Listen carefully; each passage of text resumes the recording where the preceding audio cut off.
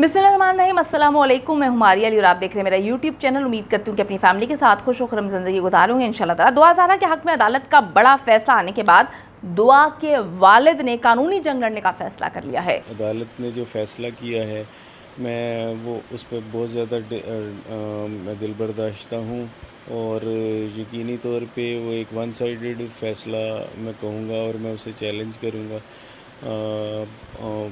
मेरे पास तमाम एविडेंसेस मौजूद हैं कि मेरी बच्ची जो है वो 14 साल की है। मेरी बच्ची का जैसे आपने निकाहनामा देखा होगा, उसमें उसकी एज वो 18 साल उसने बोली है और अदालत ने उसका कोई एविडेंस नहीं मांगा कि वो 18 साल की है या नहीं। जबकि मेरे पास तमाम नादरा के ओरिजिनल डॉक्यूमेंट्स पड़े हुए हैं। इसके अलावा पता नहीं, मुझे ये भी नहीं पता कि अदालत ने जो जो लड़का है उसके उसके कोई क्वाइफ या उसका कोई इन्फॉर्मेशन कलेक्ट की है कि वो कौन है, कहाँ रहता है, मेरी बच्ची की प्रोटेक्शन का उन्होंने कोई ऑर्डर जारी किया है या नहीं।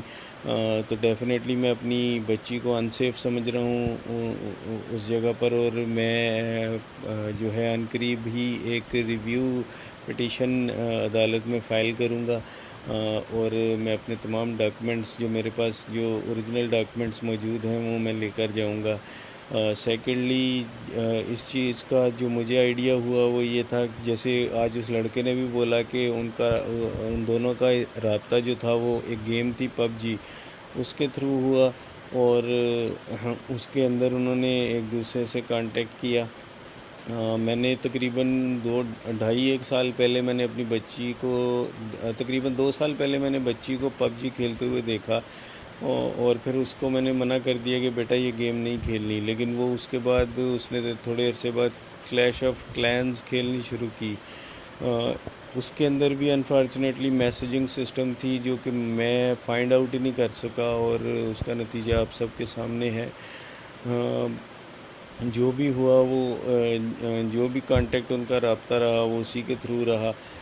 दूसरी चीज़ जो वहाँ पे अदालत में ये क्लेम की गई कि बच्ची यहाँ से ख़ुद चल कर गई है, तो ये मेरे लिए ये बात मानना बहुत मुश्किल है, क्योंकि मेरी बच्ची कभी आज तक गली के कोने पर भी ख़ुद नहीं गई थी। मैं यही समझता हूँ कि लड़का यहाँ आया, एक प्राइवेट कन्वेंस में आया और मेरी बच्ची को साथ लेकर चला गया।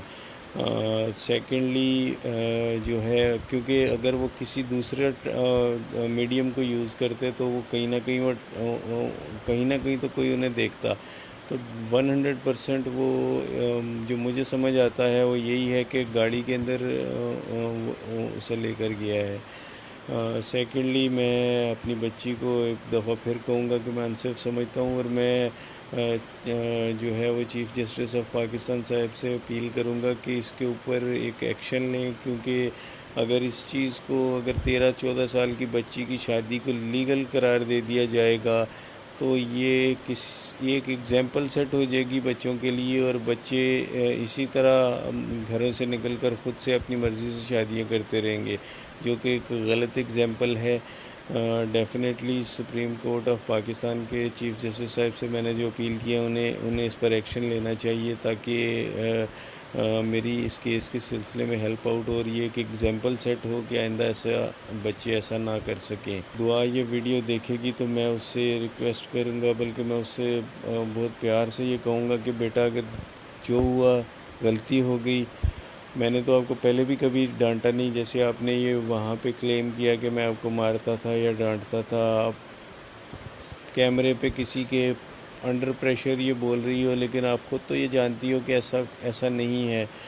तो मैं आपको अभी भी नहीं कुछ कहूँगा, आप प्लीज़ एक दफ़ा सिर्फ ये बोल दो कि आप वापस आ जाओ, वापस आने का बोलो। मैं आपको हम पूरी कोशिश करेंगे, कानूनी तरीके से हम आपको यहाँ पे लेकर आएंगे। जी, अभी उसने ये बोला था कि वो कोर्ट मैरिज उसने किया, लेकिन वो बज़ाहिर ऐसा लग रहा है कि एक मौलवी के थ्रू निकाह हुआ है, और मौलवी ने भी कल उस निकाह से हाथ खड़े कर दिए। उसने कहा कि मैंने तो ये निकाह भी नहीं पढ़ाया। तो बज़ाहिर वो ऐसा ही लग रहा है कि एक फ़ेक सा पेपर है। एज भी उसकी गलत है, उसमें उसका आईडी कार्ड नंबर भी नहीं है, और जो है बाकी मैं इंशाल्लाह ताला जब इसे रिव्यू पिटीशन करेंगे तो अगर अदालत हमारी साइड सुनेगी तो डेफिनेटली वो ये समझ जाएंगे कि ये एक अंडर एज केस था। और इसका फर्स्ट सुनवाई के अंदर उन्होंने ये चीज़ नोट नहीं की किसी भी रीज़न से। शायद उन्होंने बच्ची की बात पर भरोसा करके ऐसा किया, लेकिन उन्हें ये एटलीस्ट उसका आईडी कार्ड तो उसे मांगना चाहिए था कि अगर वो 18 साल की थी तो उसके पास आईडी कार्ड होना चाहिए था। मेरा नाम ज़रा काज़मी है। मैंने अपनी मर्ज़ी से ज़हीर अहमद से शादी की है। मैं खुद आई हूँ, मुझे किसी ने किडनैप नहीं किया और मैं ज़हीर अहमद के साथ रहना चाहती हूँ, घर वापस नहीं जाना चाहती। मैं घर से कोई भी कीमती सामान नहीं लाई और अपनी मर्ज़ी से मैंने निकाह किया है। मेरा नाम ज़रा काज़मी है। मैंने अपनी मर्जी से ज़हीर अहमद से शादी की है। मेरे घर वाले ज़बरदस्ती मेरी शादी किसी और से करवाना चाह रहे थे, मुझे मारते थे, जिस पे मैं राजी नहीं हूँ। मैं अपनी मर्जी से अपने घर से आई हूँ, मुझे किसी ने अगवा नहीं किया था।